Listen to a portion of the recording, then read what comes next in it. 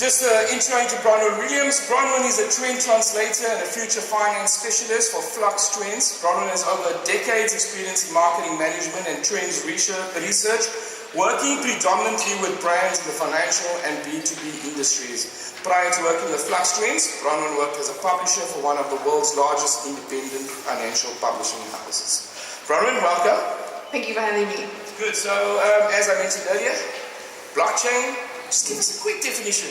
Well, I'm sure you've all heard about Bitcoin. There's probably someone in your family or at your office that's trying to sell you into buying into it so you can make a lot of money really, really quick.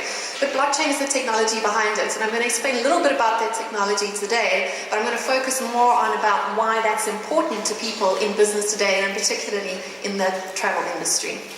Ladies and gentlemen, that's it for me for now. You're going to hear more from me during the day. It's totally Bronwyn Williams on stage, so I'm going to leave and walk off. Bronwyn, over to you. Morning. Can we get the presentation up? Fantastic. Okay, so as we said, we're going to be talking about the blockchain today and how that applies to you sitting here today. The blockchain and cryptocurrencies is completely mad at the moment. You've got everything from CryptoKitties, which you can see on the screen, which is basically a blockchain-based kitty in my pocket collection, where you can collect virtual little kitty cats that are worth actually nothing, but people have spent over $1 million on the things. You've got a blockchain even for bananas. You can buy banana futures on a blockchain-based platform. You have even got a blockchain for bacon, or Baycoin as they call it. Oscar Mayer is a cold cuts manufacturer in the US, and they've put together a kind of a different rewards program whereby you can get a crypto coin known as a Baycoin, and you can redeem that loyalty rewards program for bacon in their stores. In short, there's a blockchain for everything, but not many people know what this really means. The Dilbert cartoon really gets to the crux of it, where his boss has heard that there is such a thing as a blockchain. He wants it, but he has no idea what it is. I mean, there he is asking for what color it should be, which is just plain silly. So, if you want to talk sensibly about the blockchain, it's not just about understanding the technology, it's also about understanding why it's important to your business, in particular to your customer. And because of that, I'm going to take a step back and tell you a bit about the sort of consumer trends we've been tracking and why the blockchain really is an idea that's time has come. We're going to be speaking about the new consumer economies. Now, our consumers today are spoiled. There's no denying that. They want what they want, when they want it, on demand. And the reasons for this are really fourfold. We've identified 4 pillars or drivers that have brought us to why consumers are as demanding as they are right now. Number 1 was the advent of the internet. This is not new, but it did give people access to instant information. Number 2 is social media. This put people in direct contact with their peers, with celebrities, and with the businesses they interact with. Number 3 would be the Great Recession of 2008-2009. This is not really a social trend, but it did make consumers start reevaluating what they're spending their money on and how that applies to them. The 4th driver would be the new generations, the millennial generation and Generation Z. The millennial generation are the consumers that have been born from the early 80s right up until around about the turn of the century.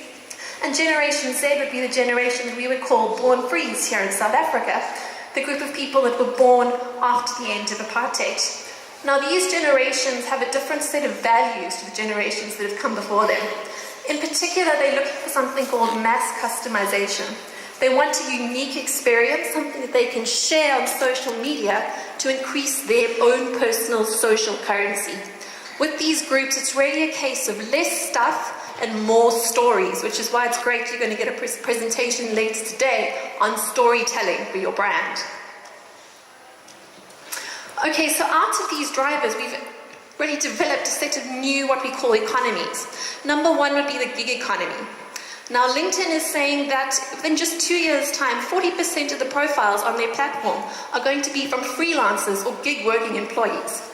This means that people are no longer looking at that 9-to-5 lifestyle, that one job for life, and it also means that people are looking at different opportunities in order to start accumulating money. And this comes up for what you saw on the screen over there was Airbnb, which, as we know, really has disrupted the travel industry already in terms of accommodation. They are now moving into experiences as well. So now local hosts can volunteer their time to take you around their neighborhood and put on a really micro tour, a very customized tour, a very personalized tour. And Airbnb's taken that even further with the advent of Airbnb trips.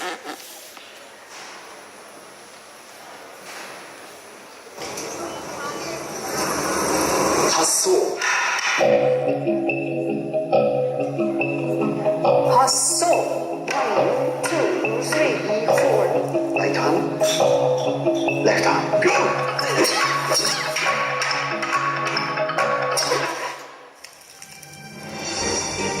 Guarda che c'è io, come dove.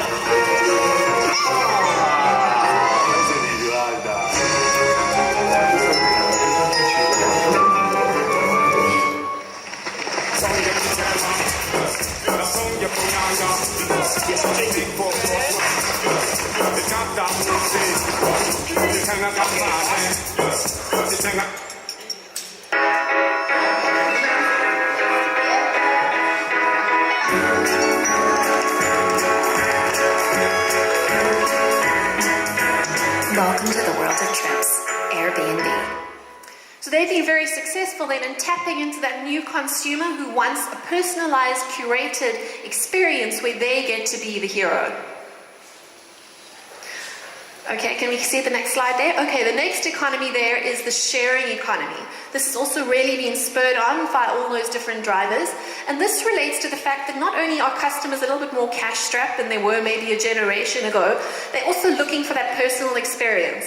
Now, Love Home Swap is quite an interesting case study. They are targeted really at the upper end of the market for people that want to travel, but they essentially want to take their home with them. So they can then share their homes with other consumers of a similar socio-economic standing and bypass the hotel industry. The next gig type economy would be the on-demand economy. We're really talking about consumers are entirely impatient. They want what they want, when they want it, and they're not prepared to wait. We've seen this through the rise of things like Uber. You don't have to stand on the side of the road and wave down a taxi. You can just book it directly on your phone. The co-founder of Twitter, he said that if advertisers want to engage with consumers, they have to be able to grab attention and stop someone's thumb from scrolling past their advertisements within just 3 seconds. Here's another quite a good example about this. Most women love traveling, but when unpacking, there's always something missing. This is why fashion store Pinky developed a new and surprising solution, the Mini Fashion Bar. It's just like a hotel minibar, but with clothes. Completely integrated in the closet of your hotel room. A stylish raincoat for when it rains. The perfect accessory for your romantic dinner or comfortable shoes for long walks. All the items of the Mini Fashion Bar are carefully selected to match the weather, location, and events of the area where you're staying. How does it work? Easy. Just pick an item or a complete outfit and pay when checking out. Just like a regular minibar. Not your size? Simply call the fashion concierge of your hotel. The Mini Fashion Bar, the instant solution for your fashion needs, right in your hotel room. Now already in Antwerp, and soon to discover in other hotels and fashion cities all around Europe. So that's a great example of giving customers what they want where they are. Instead of asking your customers to go to a retail store and buy those clothes, the retailers brought them right to the customer inside the hotel, giving them that instant gratification that they're looking for. Now, another example of this instant gratification in the on-demand consumer would be the rise of voice-activated internet. Now, they say over 8 million US homes already have a personal voice-activated assistant. That would be a Google Home or an Amazon Alexa device that enables that consumer to connect with the internet using just their voice and not a screen. This really is the way that communication is evolving, and it's all about reducing the time between the customer wanting something and getting it in their hand. whatever that may be. And then, of course, social commerce and the advent of consumers really purchasing things through social media and through the influence of influencers is, of course, worth mentioning. What you see on the screen is a French hotel that allows customers to book into their hotel simply by double love home swap example. And number two, because they're adding costs that consumers are just no longer prepared to pay for in an age where information is at everyone's fingertips. Which brings us right up to the blockchain itself. Now, I'm not sure how many of you here in this room know much about blockchain technology, the world's first peer-to-peer electronic cash system. Now, what's interesting about this Bitcoin technology is the software or the technology that runs behind it. This technology enabled for the first time us to create scarcity out of digital abundance. The first generation of the internet was really all about creating abundance out of scarcity. Think about music. Before the doc page which you would access and everyone could work on it and you have that one copy, rather that ledger is distributed among every single different node or computer within the network. This means that all the participants in that network have access to real-time data going back for all time. What's more, the blockchain is more of a decentralized, going towards distributed network. The classical internet is more centralized. If you want to access a website, you have to go basically, your computer looks up someone else's server and accesses a snapshot from Linux, the open source software company, to create what they call the Hyperledger project, which is specifically designed for businesses to easily apply blockchain networks to their own supply chains.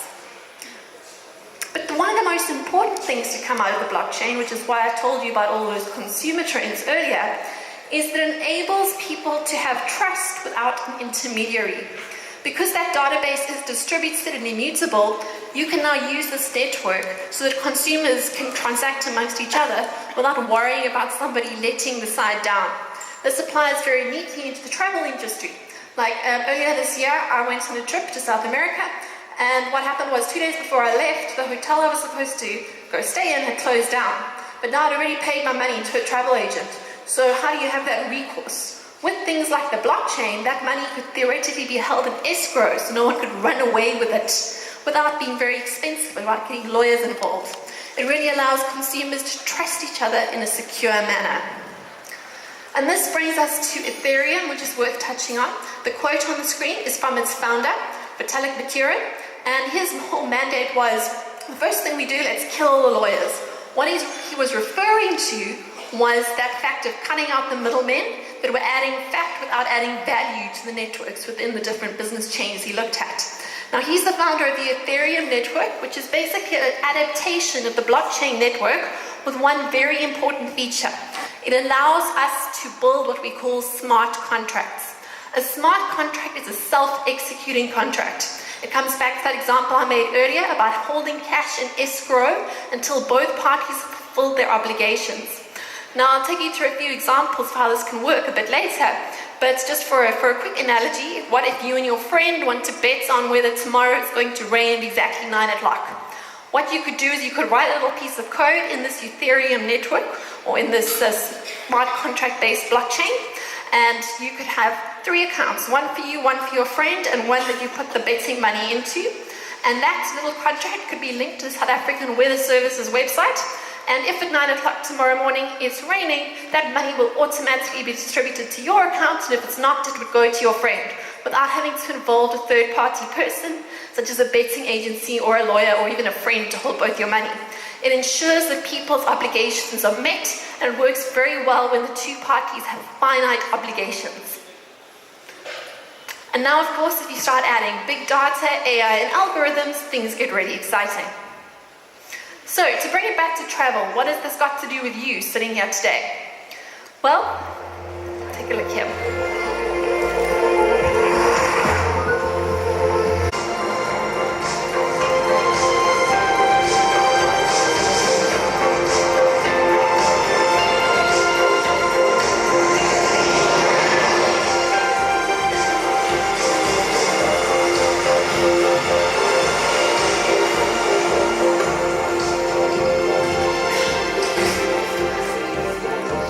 Doesn't have a human driver or piloting the machine, But if you then apply blockchain technology to it, what you start finding is that that car could become its own business. That car could book its own fares. It could drop you off in the morning if you happen to own it, and then go around looking for fares in and around your neighborhood according to the parameters you would set for that car. That car could even be programmed to process its own insurance claims if it gets into an accident with another car.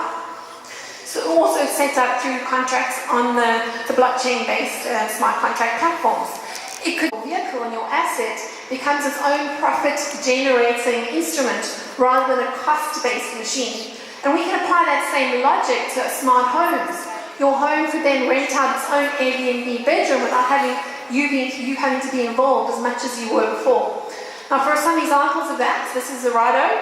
They're a company, house, your lodge, your tour, whatever it may be, but you're not really maximizing the utility from that asset, because whatever price you set it up, you're going to be leaving some people out. Maybe you set it too high and you don't sell enough beds, or you set it too low and you're leaving money on the table.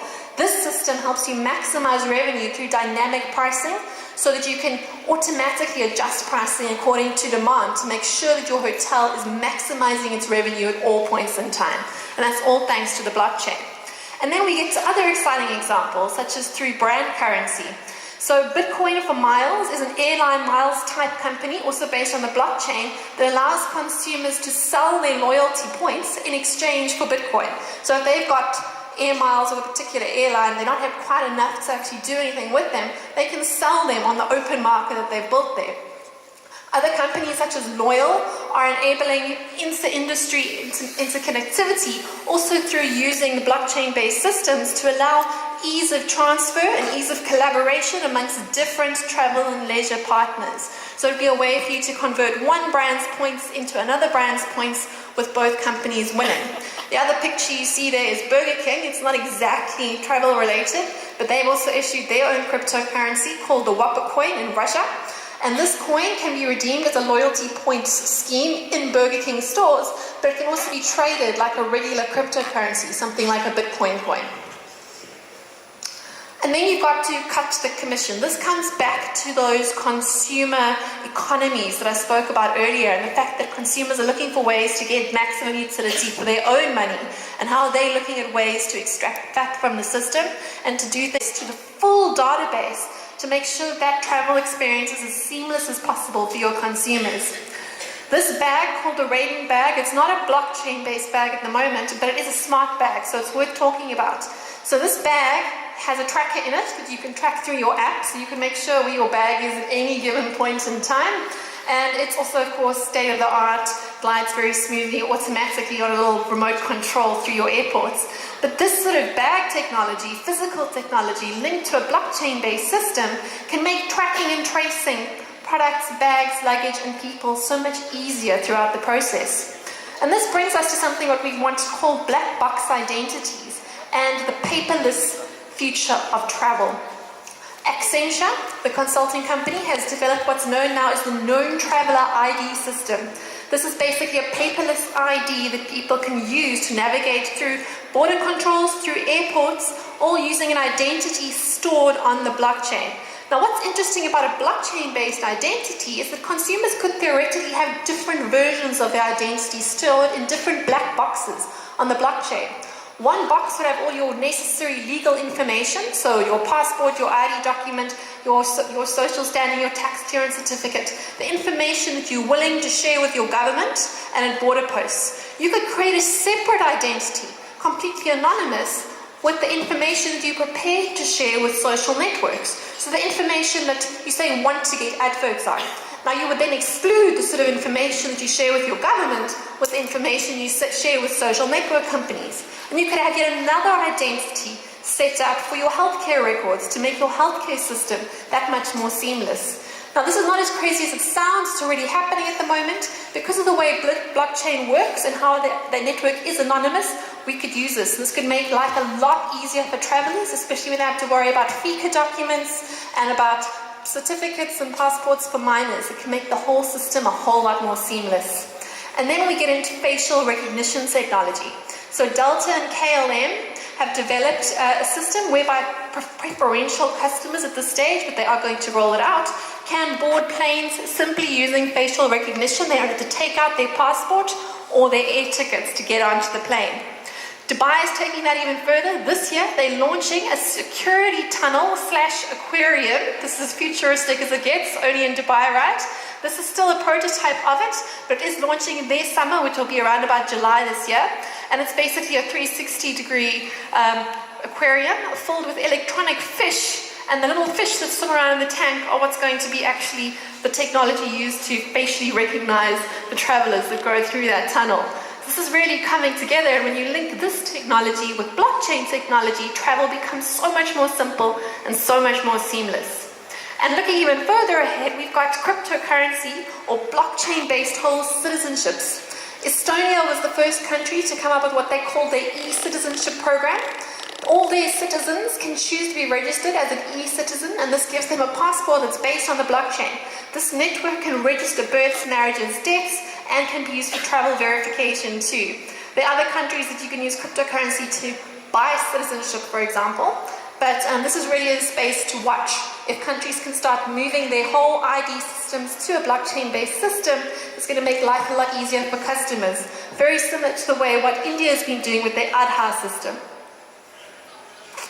And then just to close with, I want to show you this video. It's a bit long, but it's definitely worth having a look at what's coming from China and how that can affect us. Alipay is operated by Ant Financial of China, one of the world's largest fintech companies. Alipay is one of the most popular payment methods in the world. As the name suggests, Alipay is a way to pay for goods and services online. But now it's more than that. It's a global lifestyle super app. It is used by more than 5% of the world's population. Let us follow a young couple in Shanghai to show it in action. Amy and Dayu are going shopping. They use Shosho to find nearby merchants and special offers.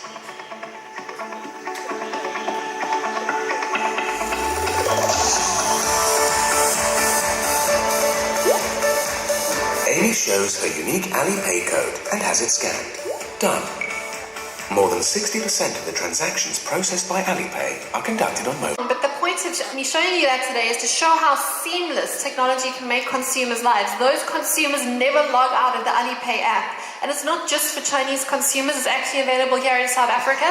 There are some tourism operators, including the Red Bus network in Cape Town, that already accept Alipay.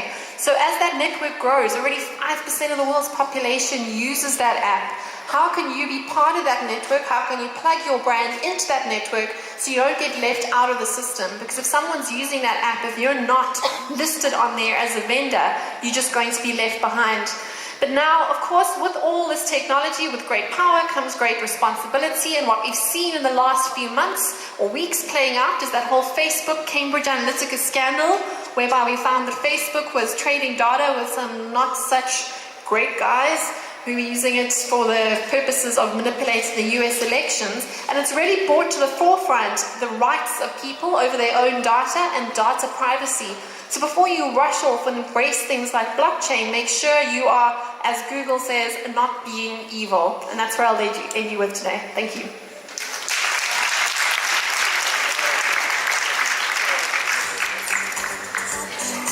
Wow, guys, did you take all of that in? Certainly an exciting world that we have out there. Before I open the floor for questions, and I'm sure you guys got lots of questions, we've got 10 minutes left for this session. I just want to ask Bronwyn, so you gave us sort of a global view of blockchain. Yes.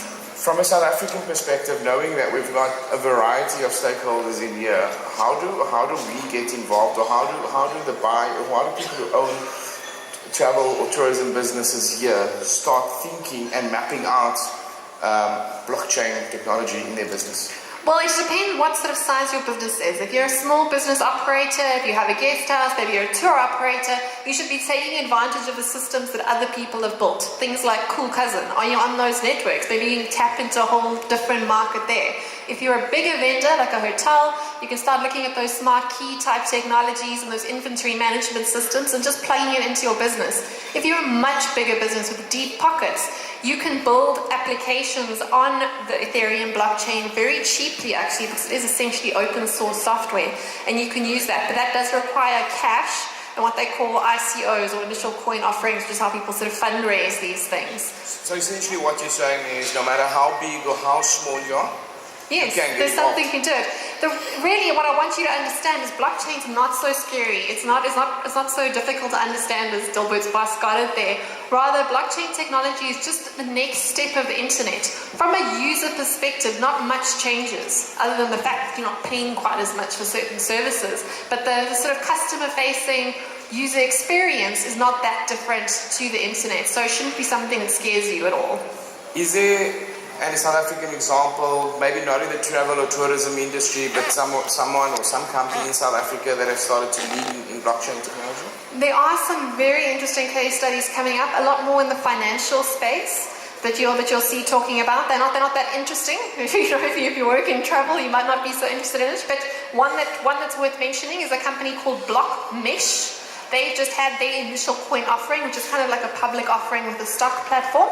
And what Blockmesh wants to do is it wants to give cost-free communication to the whole world, basically. And what their network does is basically a different type of a WhatsApp, but it uses people's excess Wi-Fi data bundles at the end of the month, or if someone's got uncapped internet, and plugs it into this grid that anyone in the system can take advantage of. And with enough scale, essentially that messaging app can be entirely free, whether you've got Wi-Fi on your phone or not. Final question from me before I open to the floor. Again, lots of information. Where is the starting point? If I've got a company in Mpumalanga and I want to get involved, I want to get into this world, what is the starting point? Well, start with your customer. You've got to make sure that you're making your customer happier, that you're getting closer to your customer.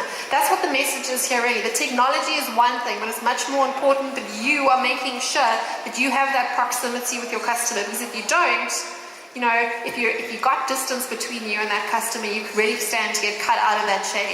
But otherwise, we've given you quite a lot of examples today of places to start where you can go sort of looking at these things. Some of those platforms are very easy to sign up for. They're not going to cost you anything. It's just basically a new listing. So take a look, keep reading, keep looking up, and make sure you don't get left behind. Okay, ladies and gentlemen, there are mics floating around. Just a reminder that you also can tag us on social media. We've got hashtag Indaba 2018, hashtag Africa Moves You, Travel _ Indaba is our Twitter handle, and then Instagram and Facebook is at Travel Indaba. Guys, what I didn't mention earlier, the Africa's Travel Indaba app is your one-stop shop to all information happening here at the ICC. So please download the app off the Play Store or the iStore.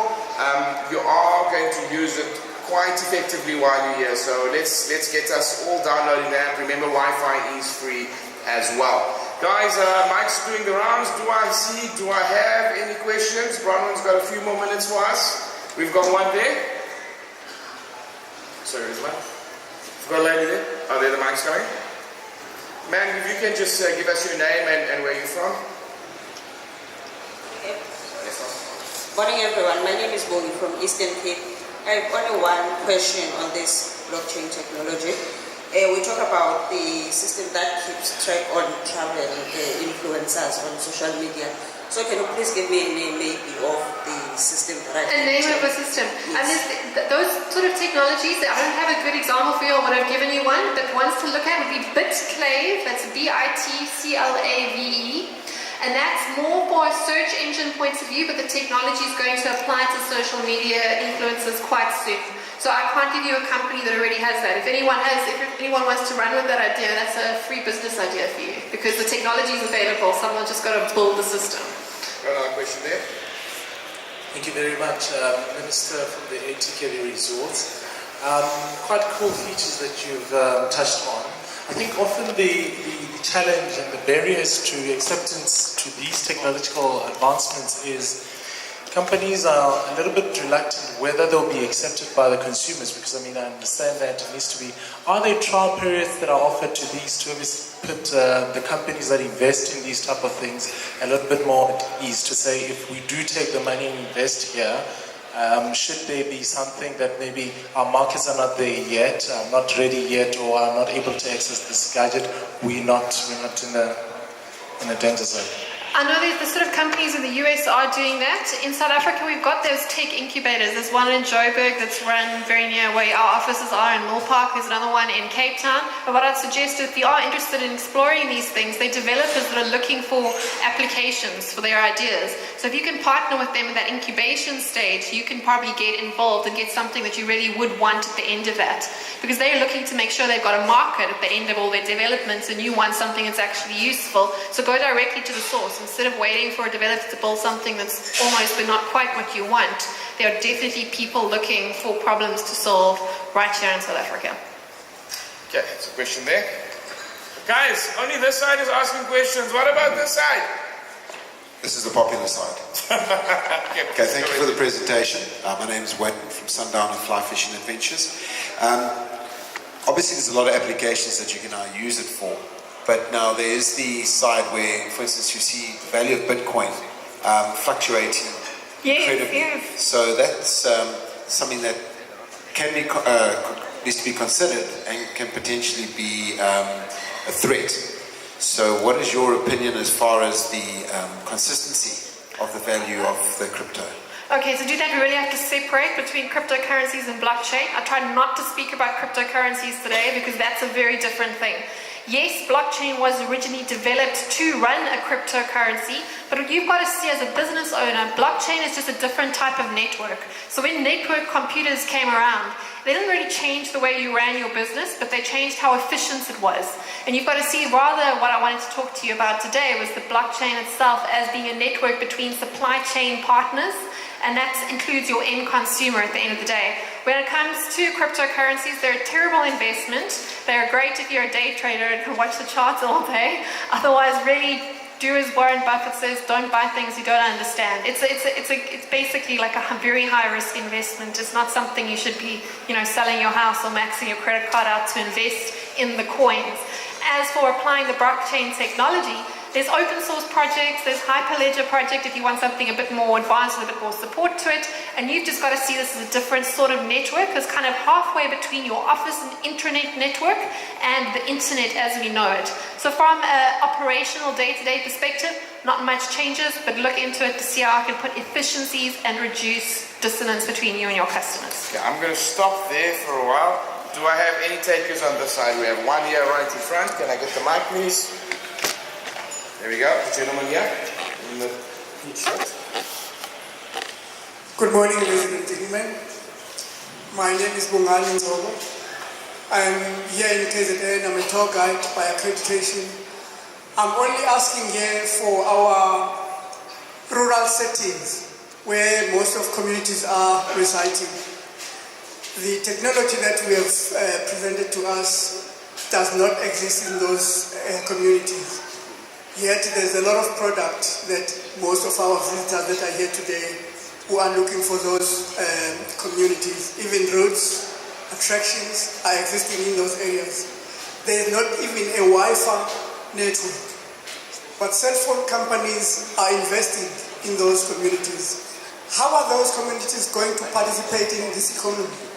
Well, those communities, and you as yourself as a tour operator can, it's about having that access to the information about how to plug into these platforms. It doesn't cost you anything as yourself to list your services on an Airbnb or a Cool Cousins type platform. But if you don't know that it exists, if you don't know that you can offer your trips through Airbnb trips, you're going to miss out on that. I've searched. In South Africa, there are very few people offering those services on Airbnb, and there's lots of people looking for it. I've used the services myself in different countries, and they're great. They're much better than often using a large tour company where you kind of feel lost in the crowd. And people are looking for that. So are you taking advantage of those platforms? And as for connectivity and Wi-Fi, it's going to be coming. Platforms like BlockMesh that I spoke about are actively looking at solving that problem. If you want to know what direction technology is heading in and what the startups in Africa are doing in particular, they're trying to solve problems. So one of the first sort of waves of problem solutions that we saw was in the payment space. So we saw things like M-Pesa coming coming on board, which is very early on. The next big challenge that there are lots of companies working on right now is exactly that, the cost of data, the cost of connectivity, and getting Wi-Fi to the whole country, because people know that's where the opportunity is. Okay, I'm going to take 2 more questions. There was one on that side. Can I get the mic across there to the table? And the gentleman with the striped shirt.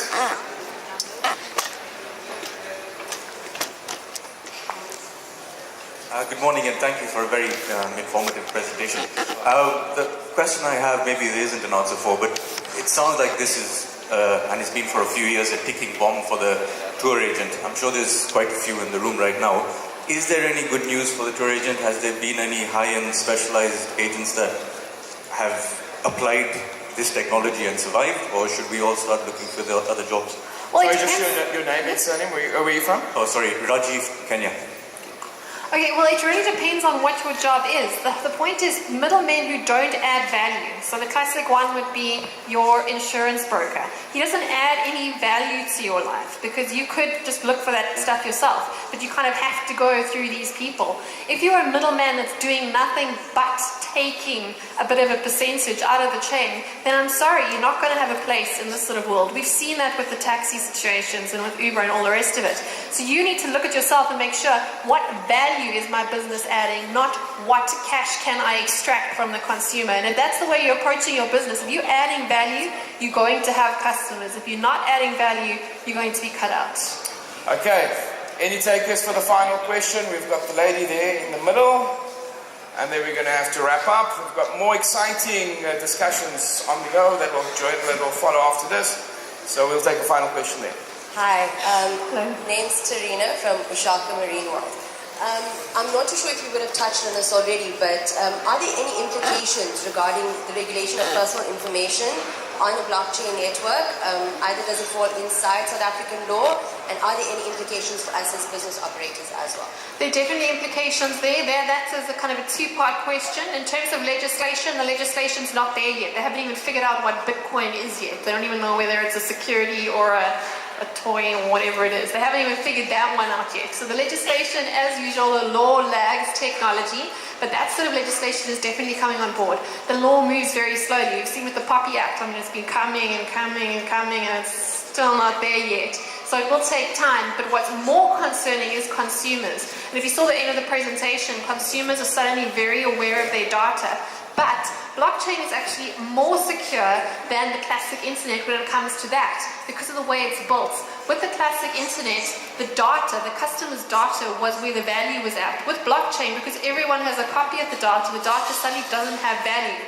But the blockchain also comes with other benefits in terms of those black box identities, whereby consumers can take control over what information they share with what service providers. So it can use basically the same sort of technology that the Bitcoin platform does, whereby you have your public and private keys. Your private key would be the information you keep to yourself as the consumer, and the public key is what you sort of are prepared to share with other people when you use it, just for a very sketchy sort of example of how that works.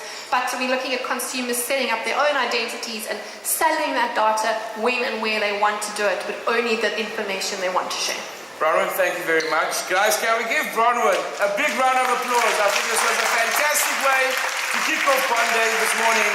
And I think it's certainly going to trigger a lot of our thinking in the way we take our business forward.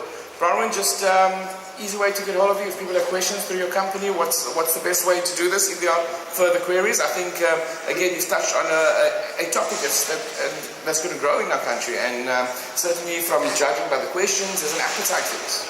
Yes, absolutely. We Flux Trends, that's FLUXTRENDS.co.za or .com, and you'll be able to find us under those handles on all social media platforms and at the website. So my details are on there if you want to drop me an email. Cool. Bronwyn, on behalf of South African Tourism and the organizers of Africa's Travel Indaba, this is a small token of our appreciation. Thank you very much. Do spend it wisely. It's I can tell you now what it is. It's to spend on our sustainability voucher, which is again local people that have put together their gifts and arts and crafts. So this is something for you to go out there before you go back to Johannesburg, to go out there and take something for you from Africa's Travel Indaba. Thank you very much. Thank you for having me.